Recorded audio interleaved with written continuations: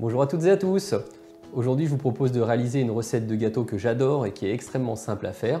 C'est la recette de l'agneau de Pâques. Alors vous allez me dire, t'es gentil Manu, on n'est plus à Pâques, c'est vrai. C'est pour ça qu'aujourd'hui, on va réaliser l'agneau de Pâques dans sa forme traditionnelle, mais aussi dans une forme un peu différente et un peu plus classique et facile à faire toute l'année, en forme de cake. Ces deux gâteaux sont parfumés différemment, et ça, on va le voir tout de suite après le générique.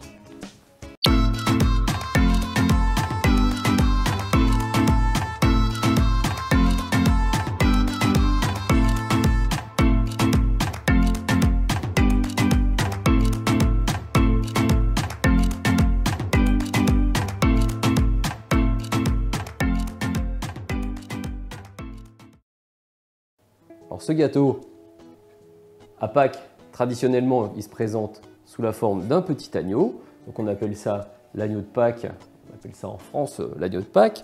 Et dans la région d'où je viens, l'Alsace, on appelle ça, suivant la région, le nord ou le sud, un lamala ou un lémelé.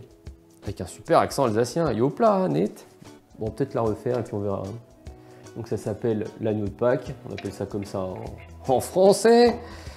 Net. À Pâques, on le consomme sous la forme d'un petit agneau. Donc on appelle ça l'agneau de Pâques, CQFD. Aujourd'hui, on va réaliser les deux formes. On va le réaliser sous la forme d'un agneau, mais on va aussi le réaliser sous la forme d'un biscuit et d'un gâteau de tous les jours dans un moule à cake traditionnel. C'est un gâteau extrêmement simple à réaliser puisqu'il ne faut que quelques ingrédients. Il nous faudra du sucre, de la farine et de la maïzena et des œufs. Le moule en forme d'agneau, moi je vais le parfumer avec du citron. Et le moule à cake, on peut le parfumer à la fleur d'oranger, on peut le faire parfumer à la vanille. Là, moi j'ai envie de faire vanille et rhum pour changer un petit peu parce que j'aime bien le rhum.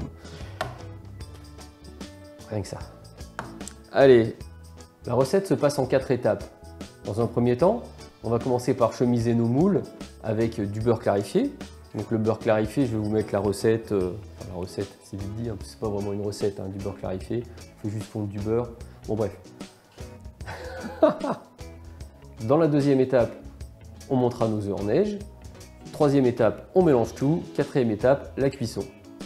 Allez, place à l'action, on va tout de suite chemiser nos moules et je vous montre ça en gros plan. On n'hésite pas à bien insister sur les petites oreilles qui sont là. Parce que c'est là que ça risque le plus d'accrocher. Hein. On insiste sans non plus trop en mettre. Hein.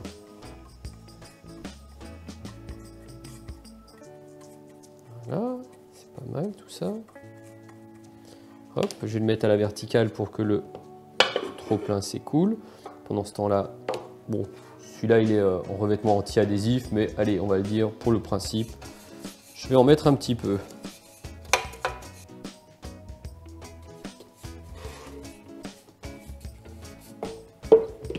Et voilà, je peux ranger le beurre clarifié, j'en ai plus besoin.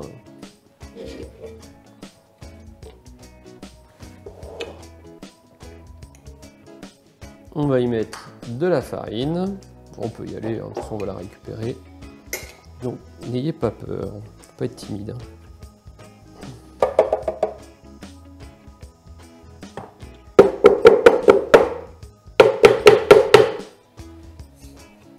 Et voilà.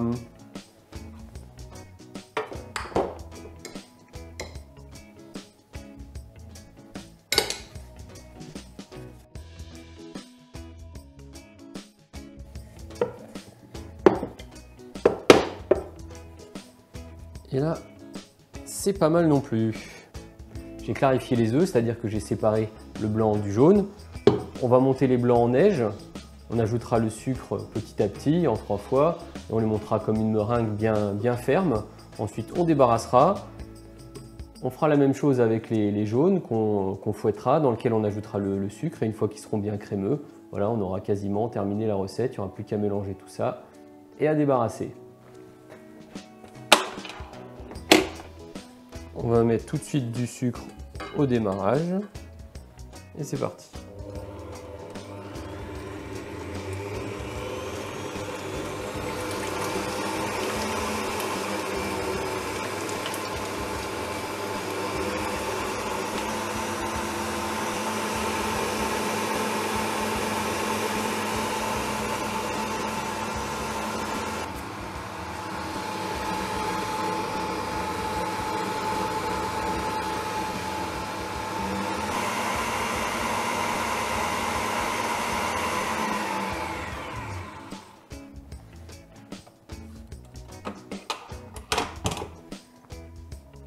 Voilà, on a une belle meringue,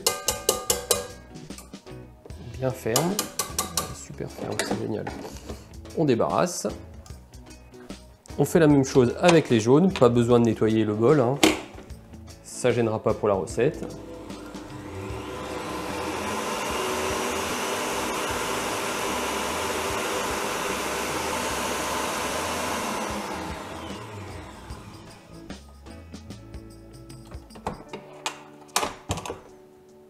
Voilà. Maintenant qu'on en est là, on va ajouter la farine et la maïzena qu'on va tamiser.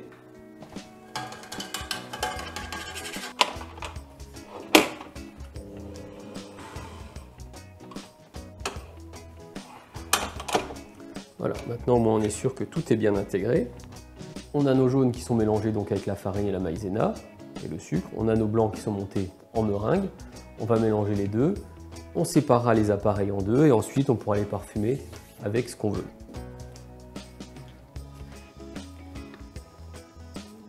On va ajouter un premier tiers des œufs.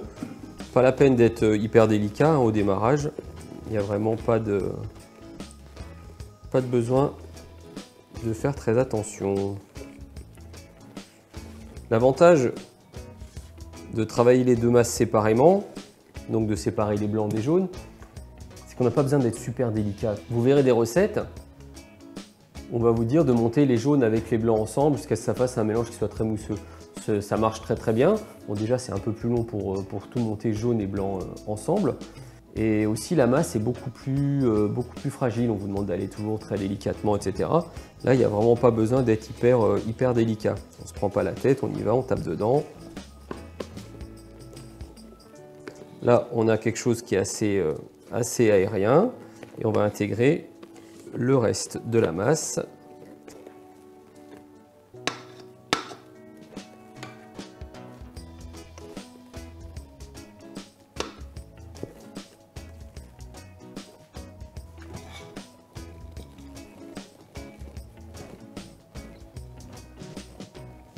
Presque plus le faire au robot, hein. Ce qui est important là, c'est vraiment d'aller chercher bien au fond. Vous voyez, quand je vous dis que c'est pas quelque chose qui est délicat, vous pouvez y aller, quoi. Je vous montre la pâte à biscuit une fois que le mélange est fait. Donc vous voyez la texture. Comme je vous ai dit, pas besoin d'être super délicat. Puis là on voit que le mélange est vraiment bien fait jusqu'au fond. Donc j'ai séparé en deux, une partie pour l'agneau, une partie pour le moule à cake. L'agneau c'est très simple, je vais le parfumer avec du citron. Donc un demi-citron suffira. On va le zester. Donc, je le zeste avec une microplane. Plusieurs techniques avec la microplane. Moi j'aime bien l'utiliser comme ça.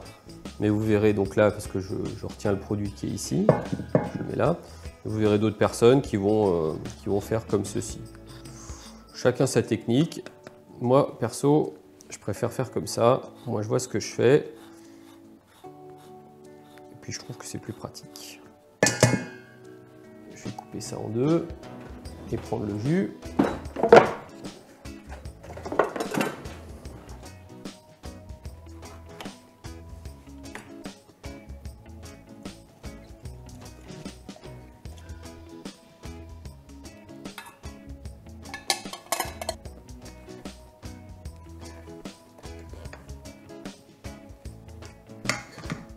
C'est bon pour l'agneau. Pour le moule à cake, je vais simplement le parfumer avec un peu de rhum et un peu d'extrait de vanille.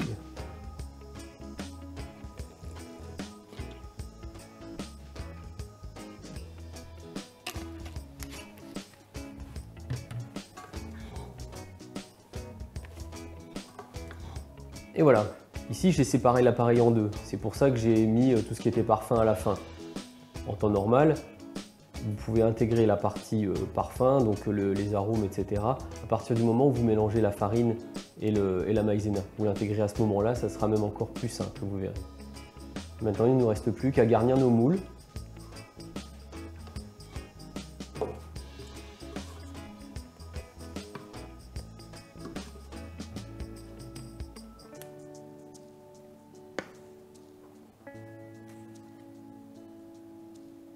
Alors on aura rempli les moules à peu près aux 2/3.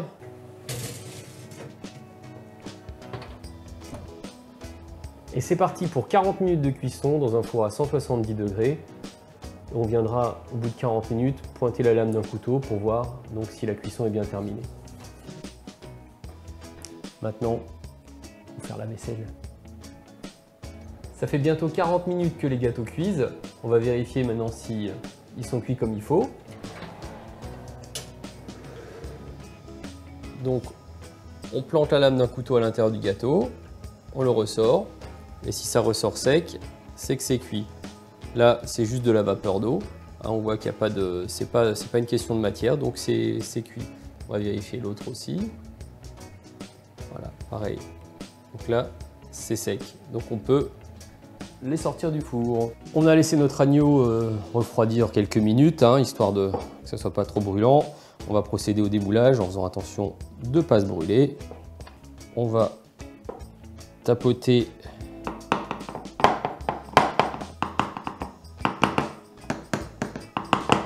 je fais attention comme c'est un plan de travail en pierre. Hein. J'ai pas envie de tout casser.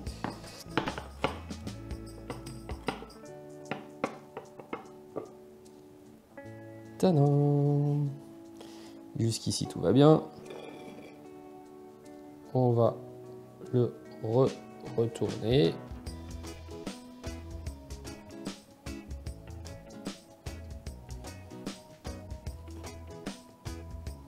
Parfait. Et donc voilà notre agneau. Donc on le met sur une grille hein, pour qu'il puisse refroidir tranquillement. Que toute la vapeur d'eau qui est à l'intérieur puisse s'en aller. Et ensuite on procédera à la décoration. Et voilà notre agneau en gros plan. D'où l'expression « t'es beau comme un agneau ». C'est plus « t'es beau comme un camion ». Voilà. Bah, il est joli. On va démouler le cake. Parfait. On va mettre ça sur une grille pour que ça refroidisse.